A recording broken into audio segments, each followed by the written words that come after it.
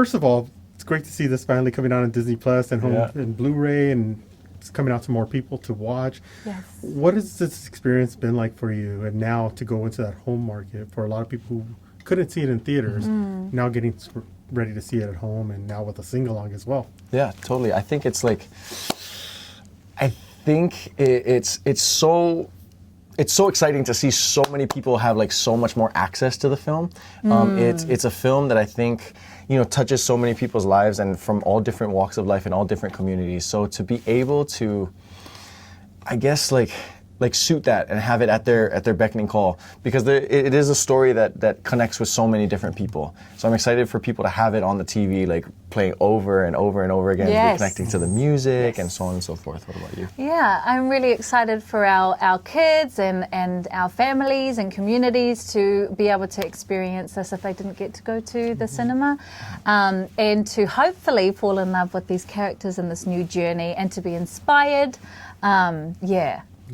And last year at CinemaCon, I had to bring this up because it's like, I remember sitting there and I didn't even know Moana 2 was coming into theaters. It was like and a lot of the journalists that were there were like looking at each other, there's a Moana 2 coming out. Oh. And it was such a shock and a thrilling shock to see The Rock out there saying, Moana 2 out in November. And I was just like, wow, this is cool. And to be able to be a part of a story like this, it's so not only inspirational to everyone, but it was such a great story, and to lend your voice to this and to be able to be immortalized in this Disney family. What has that been like for you? Oh, immortalized in a Disney family. That's amazing. I mean, we grew up watching Disney, you know, like I grew up being such a big Disney fan, like being connected to all the movies, being connected to the parks. So, you know, when the first film came out 10 years ago, you know, there was this whole sense in the people of the Pacific community that wow, we have our film now. Like we get to be identified through the Disney lens ourselves. So there was so much excitement when that came out. There was so much excitement as to the world seeing Pacifica culture through this lens, that when the second movie was announced and we were given the parts, you know, I remember being like, holy moly, this is like crazy. Like we get to be part of like this iconic, momentous project that shows the world who we are. You know, totally. And I remember the first movie. I took my little niece. Well, she's not little anymore. She's in high school now. But I remember her telling me like it was the first time she felt like she was like, that's me on screen.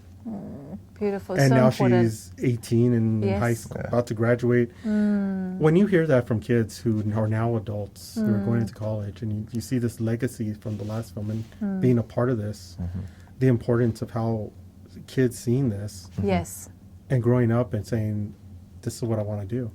How does it feel to know that and see that what you did on screen is affecting kids now? Yeah, beautiful. It's everything. I think it's our whole reason for doing what we do and why we do it. I think creating pathways and encouraging to take up our kids to take up space, and that that everybody they are talented enough to do whatever it is that they want to do.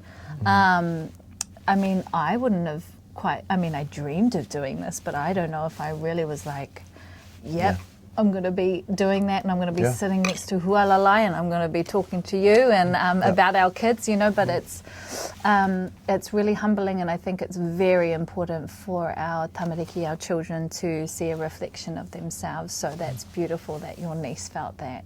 Yeah, totally. I mean, it's been that's probably been one of the most rewarding parts of this entire experience, is being able to connect. You know, I've had the opportunity to go and speak at some schools back home in Hawaii, and to really encourage this next generation, you know, whether it be acting, whether it be sports, whether it be a certain trade that they want to go into, to feel like you can, because you can, you know, the world that we live in, you can do so many different things. You just have to go beyond, you know? Exactly. And The Rock seems to be carrying this film even though it's coming out. But even before that, he was carrying the film throughout all these years, and now with the live action.